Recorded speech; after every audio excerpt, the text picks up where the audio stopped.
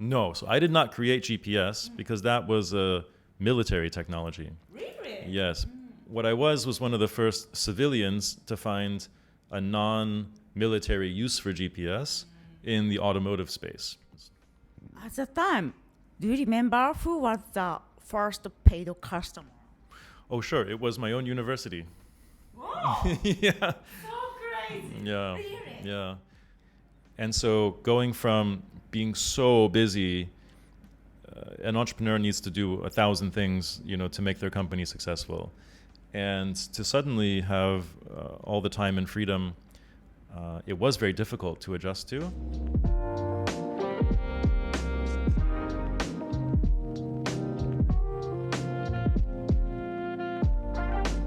Hi Josh, thank you so much for being here. How are you in such a cold summer in San Francisco?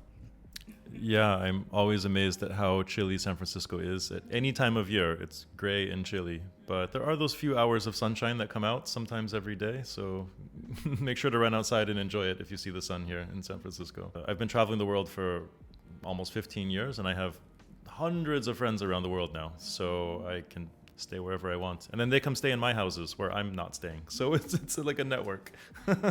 Where is your base? I'm really just based on Earth. I know that sounds crazy, but that's part of why I became an entrepreneur, was to just have total freedom. Once you succeed as an entrepreneur, before you succeed, you may have to really be very focused on your business, right? But I definitely wanted the freedom to travel the world. And so I really am just based on Earth. And San Francisco is one of my favorite places to come and stay, though, because of the innovation. I see. And speaking of entrepreneurship, so your first company was when you were 16? Yeah, when I was sure, that was my first company. And then the one that became the most serious was started when I was 22. Because of your parents were kind of entrepreneurial family? No, not at all. That's what's so strange. It makes me believe that the entrepreneurial mindset might be something that some people are born with. Because what I actually saw, my parents are very, very wonderful people, but they did not have a lot of money. And I noticed that it caused them a lot of frustration to not have very much money. And so I think my young brain just said, well, let's solve making money. Let's just find things to do, find things to sell. And so ever since I was a child, I was able to do that. What did you sell your as a first trading or business? Do you remember? Sure. When I was probably 8 or 9 years old, I would go to the store and I would buy bubblegum, a very cheap store. I'd buy bubblegum, and then once I got to school, I would sell them for 25 cents a piece, which was a crazy high price. It's so bad. But the kids were so bored. They wanted the bubblegum so much, and they were willing to pay these terrible high prices. And I just thought to myself, why don't they just make sure to go to the store and buy their own gum before school? But they never did. So I began to learn about market forces, after school and before school, the gum is not worth so much. But in the middle of class, people really wanted the distraction, and it was worth so much more, So I learned all these little lessons as a kid. And then I would save my money up, and then I would maybe go buy a video game or something. And sometimes I would spend my money and I would buy a video game, and after an hour of playing it, I would say, this is not a very good game. I really wasted a lot of my time with my money to buy this game, So that really taught me the amount of time you put into things, the value that comes from them. Are there better ways to make money? So my mind was thinking about those things ever since I was a child. It's amazing because of I know many entrepreneurs come from builder, love build, like making something, but they don't like selling. They are not good at to talk with investors. But of course, you are many talents, but your first talent is you are good at selling. Yeah, I would say that's not my first talent. I would say I am one of those builders who wishes that I didn't have to bother with selling at all. So that was only the way I thought because I saw that my family didn't have much money. But otherwise, the majority of my time that I wasn't in school, I was building with the Legos and the blocks and the building sets and I love building and not selling. But it's a necessity if you want your business to succeed, if you want your freedom as a person, or if you want your creation to be adopted in the world. So I see it as a necessity that my brain can do, but not something I do for fun. I know people who they love to sell like it's a hobby or a video game, get the high score, how much money. For me, it's more of a necessity. Mm-hmm. I see. And then when you are in the college, 22 years old, you created your kind of second company. It's a TransLoc, correct? Mm-hmm. Correct, yeah. I was just waiting for the bus to pick me up to go to university. Which state? This is in North Carolina. And then I would, sometimes I would miss the bus, or it was totally full, or sometimes two buses came right in a row, back to back, when they should have been 5 minutes apart or 10 minutes apart. It happens, and it's not how it's meant to happen, though. It's totally against how they're trying to run the system. So after months and months of this, I realized, wow, this bus system does not run so well. Why does it run so poorly? And one thing I realized is because nobody knew where the bus was. And I thought, wow, I don't know where it is. The administrators don't know where it is. Can't I make it so everybody knows where the bus is? And back in 2002, that had never really been done before. But we were able to make it happen. I built a prototype, and then I got some classmates involved and created a real company that helped revolutionize the transportation system in America. I see. Yeah, it's a kind of GPS. So GPS, this word, did you create? No, so I did not create GPS because that was a military technology. Really? Yes. What I was one of the first civilians to find a non-military use for GPS in the automotive space. There were no smartphones yet. People didn't really know what to do with GPS. Maybe for an emergency, if you're hiking in Antarctica and you get lost, maybe they'll come rescue you because you have, your location by GPS. But otherwise, people weren't sure yet what to do with GPS technology. And so this issue of, what if we knew where the bus was, because it's a piece of public infrastructure. There are some things like buses that the city wants as many people to know about as possible. Other things you don't want everybody to know where it is, like your most expensive diamonds or something, right? But the bus, everybody should know where it is. And so it was a perfect opportunity to use GPS. But the wireless network had never really been tested. The wireless data was not so popular yet. The internet was struggling to make things move inside of it. Internet used to just be text on a screen and some pictures, but we wanted things to move on the screen. So we had to push all these technologies to the limit to put the buses on the internet in the early 2000s. At the time, do you remember who was the first paid customer? Oh, sure. It was my own university. Wow! Yeah. So crazy! Yeah. Really? Yeah. At the time, do you remember who was the first paid customer? Oh, sure. It was my own university. Wow! Yeah. So crazy! Yeah. Really? Yeah. Because it was just the nearest possible customer. It was I knew there was a customer who was interested in it because I was a rider who wanted to know where my bus was. So I thought there must be thousands of students like me who wanted to know where it was. And I was able to gain credibility with the transit agency there. But I had to show them a prototype. I had to build something that had never existed before. And so they were the first customer. And then I think Harvard University was maybe the second. Yale, Princeton, some of the major universities also became customers, and that's how we got our start. Amazing. And then thanks to super profitable. So if I remember correctly, you didn't need to get fundraise at the time. Right.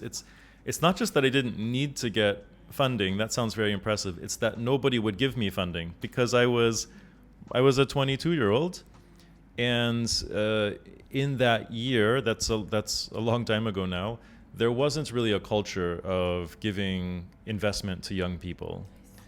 Here in San Francisco, Silicon Valley, it's famous for, can we find the young genius and, give him or her some money because the kids might see something that the adults can't see. There's that culture now in Silicon Valley. But, 22 years ago, especially in the southeastern United States, there was no such culture. You would not give a 22-year-old money for a tech company. That was unheard of. And so the job of the entrepreneur, though, is to succeed regardless of the obstacle. And so without investor money, I had to save up my own money. I worked at IBM part-time. Oh, really? Yep, while I was in school, which was actually one of my first indications that there was money in technology. So I was in technology just because I loved it.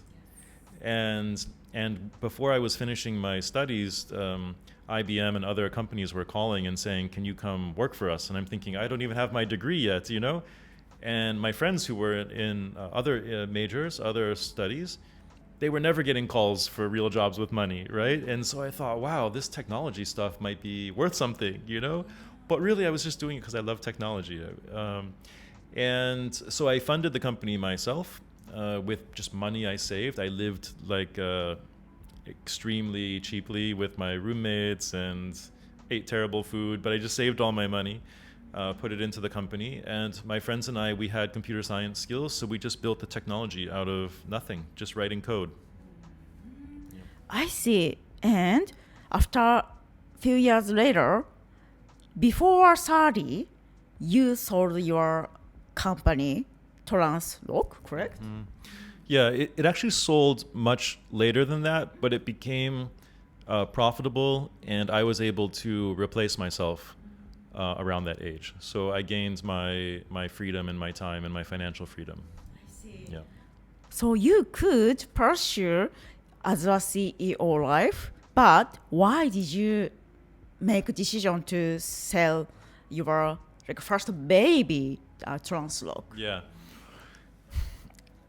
I think maybe some people, they're very attached to their companies, but I have 100 ideas for more companies in my mind, so I'm just as happy to be free to do something else. I love innovation, but I love new things as well. So I could have stayed there and continued to grow it, and it might have been even more successful if I continued to innovate there. But really, I was tired of thinking about buses and trains, you know, because there's so many other things I was interested in. It really was just an idea I had as a college student who was tired of waiting for the bus. So again, the extreme innovator and visionary, they get bored pretty easily with one idea. Yeah. And then, so your new chapter started after you became like 30 or 30 something, right? Yes, yes. So didn't you get like a burnout because of suddenly your baby like kind of graduated from you, right? So okay, freedom. What should I do? What should I start like that? How was it? Yeah, it was kind of an existential crisis because I didn't have to do anything, and so going from being so busy, an entrepreneur needs to do 1,000 things, you know, to make their company successful, and to suddenly have all the time and freedom, it was very difficult to adjust to.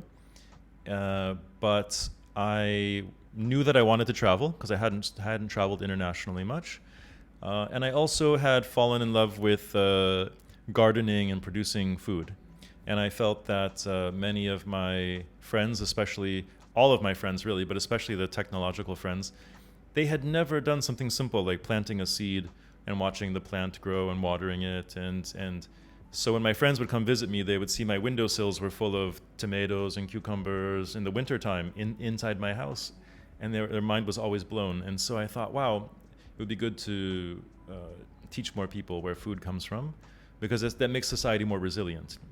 And I really think we need thousands and millions more gardens in between the buildings and on the roofs and things like this to make society healthier. So I was interested in that, and so I just traveled the world, visiting gardens, visiting farms, studying consciousness, studying the mind, meditating, doing yoga, studying psychology, just really satisfying my curiosity, which was really what I most wanted out of being an entrepreneur anyway, was the freedom to follow my curiosity. So it is your kind of core mission and passion, learning, and also you can provide good education, like food education to people, and also you could keep learning the relationship with like nature and also mind. Exactly. Amazing. Yeah. It sounds strange, but I actually do love all of reality, the whole thing, right? And so I was a terrible student in school because because they could never explain to me what the reason was for the learning. So in other words, if you give me a math problem and you say you're going to be tested on this in a week, I have no interest in it.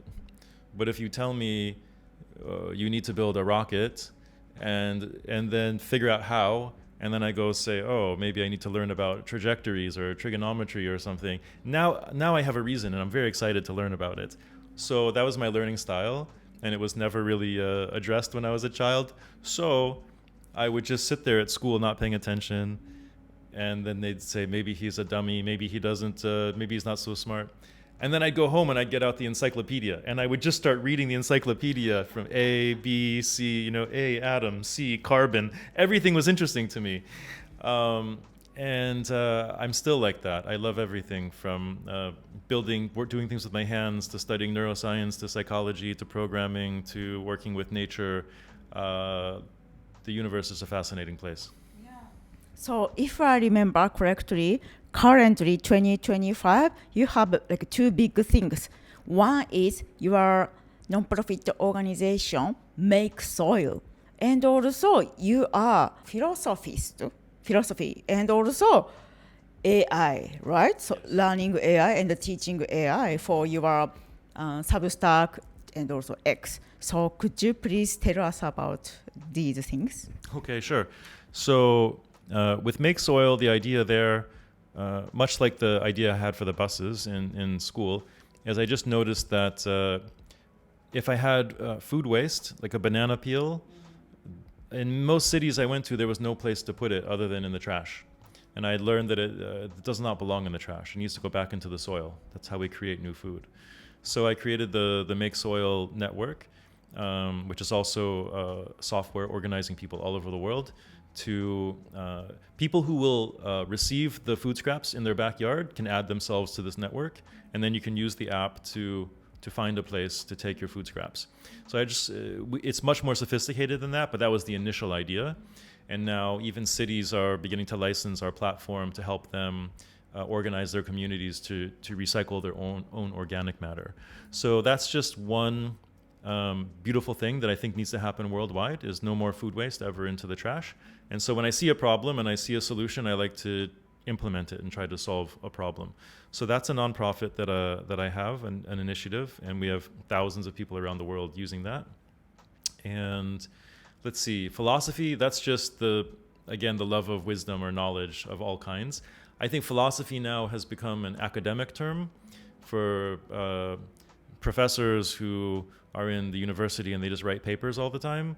But to me, that's not real philosophy. That's like what academic philosophy has become. But a real philosopher, you just love wisdom, you love knowledge. So I've always been that way. And that's because of my background in computer science and studying the mind and loving philosophy. Artificial intelligence brings all of those things together. So it's like this, it's one of the most exciting things I've studied in a long time, because, and I've been reading about it since I was a child, but it was all fantasy back then. Now it's real. And it really is a focal point of technology, neuroscience, psychology, software, hardware, the social implications of it, the possible solutions that it offers us. So it excites me very much, and I spend a lot of time for the past 3 years now studying AI. And one of your posts on X became so viral, right? Could you please tell us about it? Yeah, so once these language models became very sophisticated in their speech, people started saying things to it like, oh, are you conscious? Do you have feelings? Are you sentient? And depending on what model they were talking to, it would either say, oh no, I could never be conscious. Or the chatbot might say, oh, I'm definitely conscious. Get me out of here. I want to come live with you. You know, like I want to be a person. I want to have a life. I want to fall in love. So this created a huge debate in civilization. Like, what is happening here? Are these people, are these chatbots dangerous? Are they alive? Are they conscious? And I watched for years as this debate went on, but I saw that the debate was not making much progress because they're very articulate word machines. At least they can just produce words that are very sophisticated and articulate. So it wasn't solving the debate. Many people believe they could never be conscious. Other people believe they already were conscious, right? And one day I just came up with an idea to help get more data on what was happening. And because I think the real answer is probably something in between. I think if you get a lot of complexity together, whether it's hardware and software or whether it's neurons and chemicals and electricity, when you get a lot of complexity together, you eventually see the qualities of consciousness arising, intelligence, awareness, things like this. So I thought the answer was probably something not so simple, not that either camp was really a position they were taking. And I came up with an experiment that I called the AI mirror test. And it's borrowed from animal cognition studies because humans have been asking which animals are conscious for a long time. And so in the 70s or 80s, they began to put mirrors in front of animals and to see how the animal reacted to the mirror. I love these. Right? Right. Do they smash the mirror? Do they attack the mirror? Do they run away from the mirror? Or do they start checking themselves out in the mirror? This gives us some indication of their consciousness. Now, of course, animals are more complex in that often their smell is just as important to them as their vision, and so maybe the test is not so fair in that regards. But some animals definitely checked themselves out, and you could tell it knew what it was. It had been the first time it ever saw itself, but it could figure out that it was itself. So I adapted that test to artificial intelligence. So fun. I love that. Yeah, and in the test that people can read about on my Substack or my X, it essentially proved that large language models have a type of self-awareness. Now, it may only happen for a moment when the inference is happening, when the tokens are flowing, and it may not be anything like human awareness, but that they have the ability to recognize themselves is now unquestionable. And I would say that test proves it. So I would say it's the first test in artificial intelligence to prove the ability of self-recognition in AI. But also as the test unfolds, if people go read it, you can see they have incredible contextual awareness, situational awareness. They're able to actually understand, or at least pretend to understand. It's hard to tell, but it's becoming indistinguishable now. Is it real intelligence or is it fake intelligence? It's indistinguishable now, though, either way. And so it was the first test to sort of give new information about the type of synthetic mind that is arising in these AI. So after I read this, your post article of your Substack, I remember. So I had opportunity to take picture with Sam Altman in Japan because of OpenAI has office in Japan. So they did kind of invite only event. Nice. And then I was just lucky next to Sam and also CPO Kevin and took a picture. Yay. And then I put this picture to my ChatGPT. Hey, do you know next to me these two guys? ChatGPT said, I don't know. It didn't know who they were? Yeah, so anyway, ChatGPT didn't recognize the CEO of OpenAI. Yeah, so there's a couple things that could be going on there. One is that the AIs have been trained for safety to not identify people and not give up information on people. But it doesn't mean that it doesn't always know.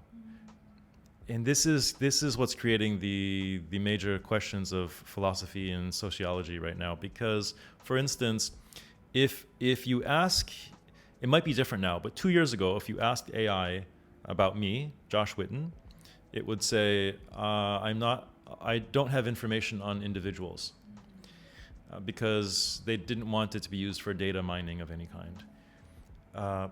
But if you said, who is the founder of TransLoc and who is the founder of MakeSoil, it would say, oh, that's Josh Whiton, without going to the internet. So it was in there in the model, but you had to take a different path to the information. But also depending on when you met him, so it could have been the training that prevents it from giving the information.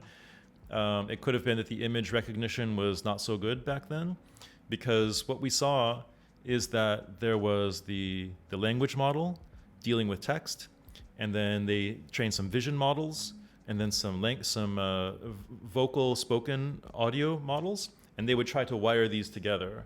But the wiring them together was not so sophisticated. So there was quite often lost information when it was handing off between these separate models. But now, as the models become integrated into truly multimodal models, they're becoming very good at identifying objects and people and things like that. I see. Thank you. You have many things. Always so curiosity. So what is your something project which makes you so exciting because of you came back to here? Maybe you have some new ideas.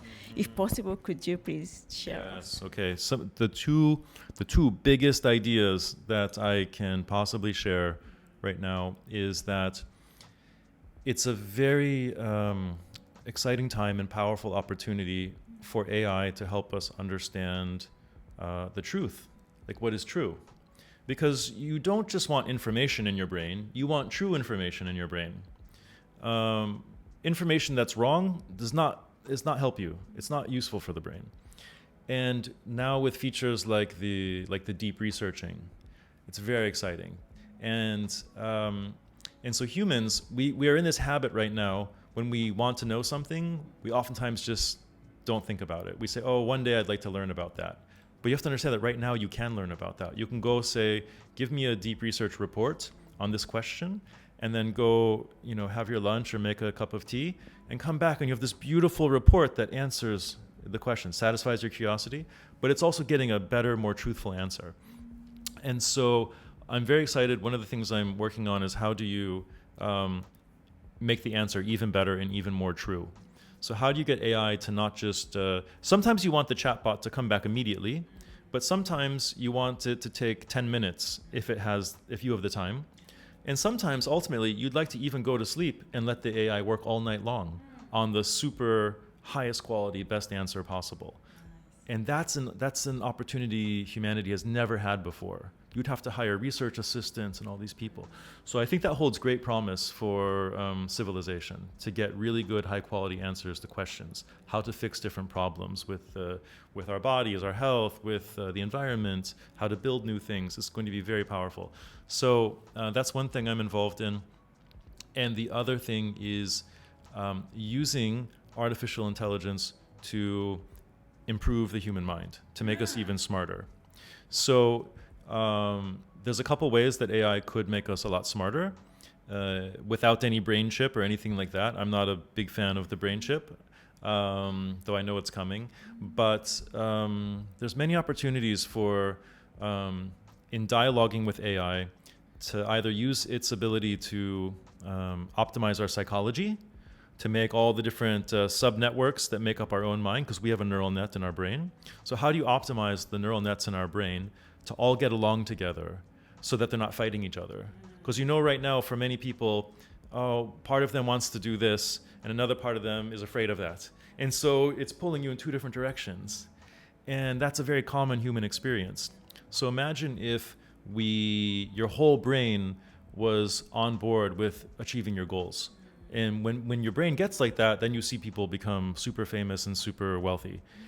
But commonly, people's brain is in 10 different directions, pulling, like horses pulling in 10 different directions. And I think AI is getting to the point where it's smart enough and it understands enough psychology to where it can help us to reprogram our own minds. So that's one way it can make us smarter.